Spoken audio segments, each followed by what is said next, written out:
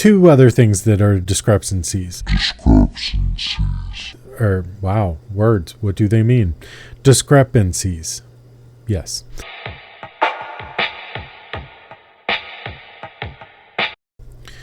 All right, so let's stop right here. Do me a favor, hit the like, subscribe button.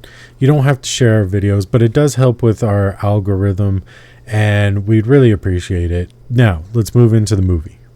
All right, welcome back to the Baytown Babysitters Club. Obviously, I'm alone again. Me and Jerry are focusing on Halloween-related movies, horror movies, because it is the spooky season, and that's what we love. So I've been kind of just watching other things in between, the movies that we're reviewing, and I figure, why not?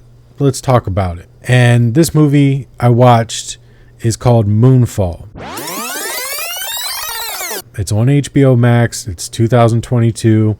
And if you're just looking for like a, hey, should I watch this or not? Absolutely. That's the extent of that.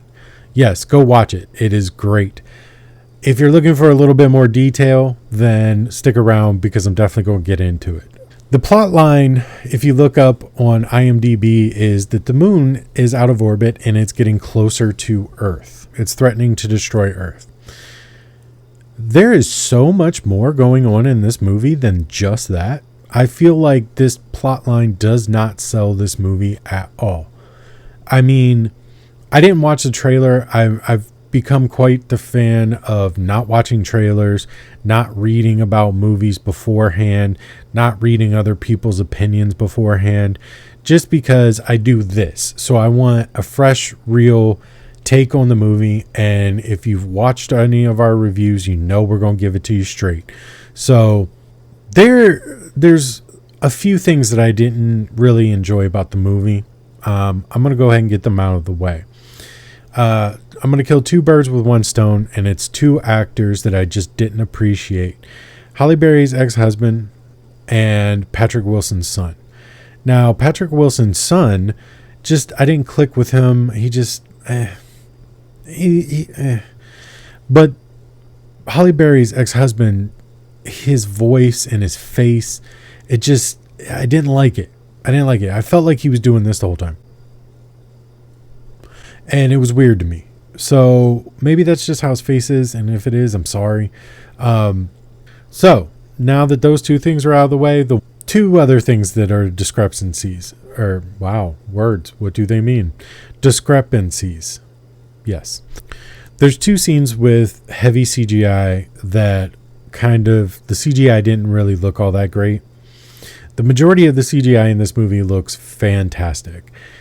There's just two specific scenes. When Patrick Wilson, the disgraced astronaut, goes to meet Casey for the first time at a hotel and the tidal waves start coming, the water hitting the buildings and flooding through the cities, from the far away shots, it didn't look great. Up close, they did a pretty good job at it. And then later in the movie, Patrick Wilson's character's son is driving an SUV through the snow. He's avoiding like comets and just general destruction while being chased by somebody who is attempting to rob them or hurt them. That all it was so unbelievable that, and if you've seen this movie, you're like, oh really? That's the unbelievable part? Yeah. But it was just so unbelievable, and the CGI didn't really look that good. I feel like they could have probably done it better. I don't know where technology stands on CGI, but I felt like it could have been better. Outside of those two things, the only other thing that I had an issue with is the biggest thing. Now, I understand when in movies you're in outer space, the ship crashes or something bumps into the ship or whatever the case is, it make the sound of a wing ripping off or damage being done. There's no sound in outer space. And I'm no astrophysicist, I'm no astrologist, I'm no astronaut, but I do know that from hearing them speak about it. And so now that is in my head, and I recognize it every single time. I'm like, damn, there's no sound in space, guys. Come on.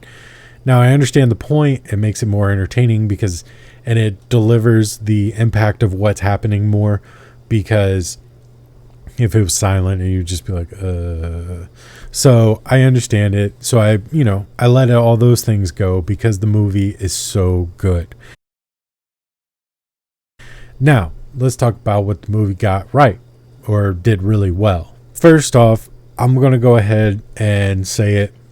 Casey has a cat named Fuzz Aldrin, and that's adorable. That I when I heard him say that, I was like, did he just say that? And he just said, and then he says it again, and I'm like, that's awesome, dude. For somebody who aspired to be an astronaut and, loves outer space and studies the planets and everything like that, even though he is a conspiracy theorist, even though he turns out to be right, he's a conspiracy theorist. To have that name for a cat is hilarious to me, and it's adorable as shit. That one little sidetrack aside, the movie is extremely creative.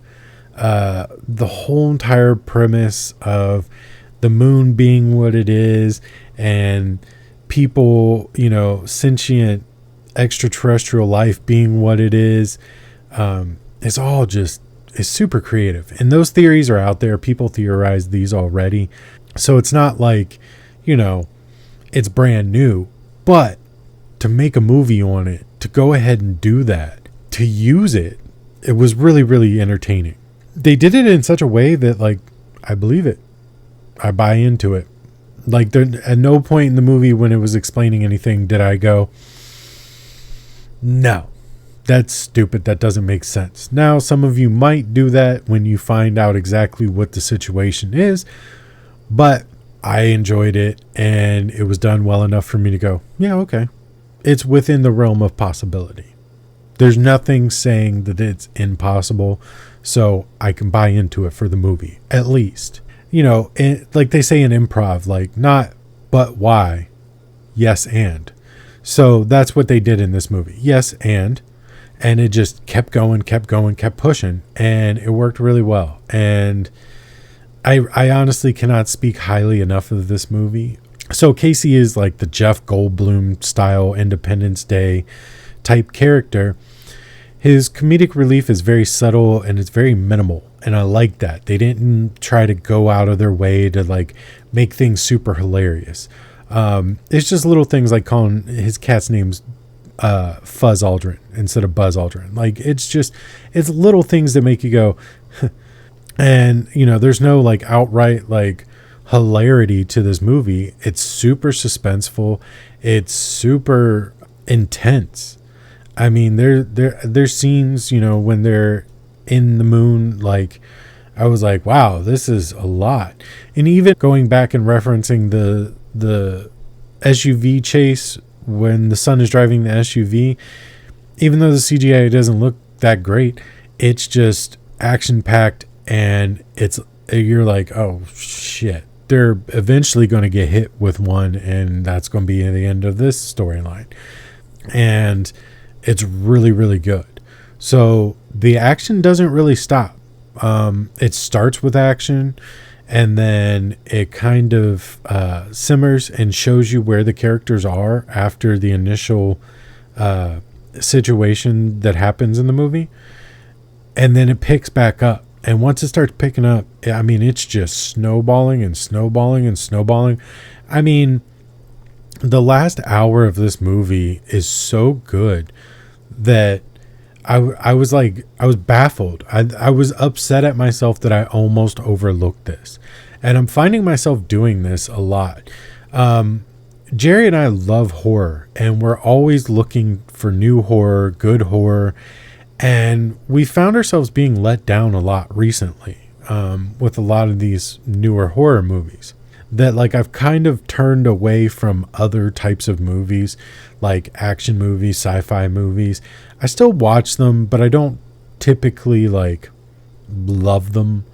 And I got to tell you, I love this one. I was upset with myself that I almost missed this. That I almost was like, nah, I'll just watch Hatchet or, Pumpkinhead again. Like, I almost didn't watch this to watch those, and I'm glad I made the choice to watch this. It was so enjoyable. So what I'm going to do now is the Holy Trinity. I'm going to shut up about the movie. Also, hold on real quick. Is Halle Berry not aging? Like it is there like, is she an alien or what? Because she looks just as young as she always has. Because she looks exactly the same every time I see her. Like, not only did she kill her performance in this, like it was fantastic. She did a great job, and I was a little shaky at first because she's a great actress and she puts out great work. All right, yeah, I saw Catwoman. All right, relax. I saw it too. Most of the time, yeah, I saw Swordfish. All right, but most of the time, she does really good work. And I was a little concerned in the beginning of this, and then, it just started rolling, and I was like, all right, good. But she does not age. She's not aging, and it's impressive to me. Look at Denzel. He's aging. Look at Adam Sandler. He's aging. These people that we grew up watching are aging, but not her. Anyways, all right, back to the review. The Holy Trinity. Absolutely. I wish I would have done it if it did go to movie theaters. I don't know. But if it did, I wish I had done it. I think we know by now it was thrilling. I really, really enjoyed it. So, I reserved my 5 stars for like very few movies. And yeah, you can look back at our review of 1917 and I didn't like the movie and I still gave it 5 stars. That's an anomaly. But this movie I can't give 5 stars to because I hold my 5 stars for, they're near and dear. They're precious. I can't just give them away all the time. So, because then they become meaningless. So what I'm going to do is I'm going to give it the closest thing that I can on our 1 to 5 scale. I'm going to give it a 4.5. Definitely go check this movie out. Go see it.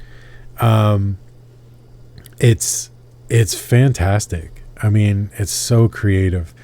And if you've seen it, let me know what you thought of it. And let me know what you thought of the ending and like the whole moon and all that stuff. Like let me know. Throw it in the comments section. I hope you enjoyed the review. I hope it was helpful. And if you did enjoy it, like, subscribe, share. It helps with our algorithm. It makes more people see us, and 6 or 7 people see us right now. So, help us out. Help us out. And we'll see you on the next one. Thanks for watching.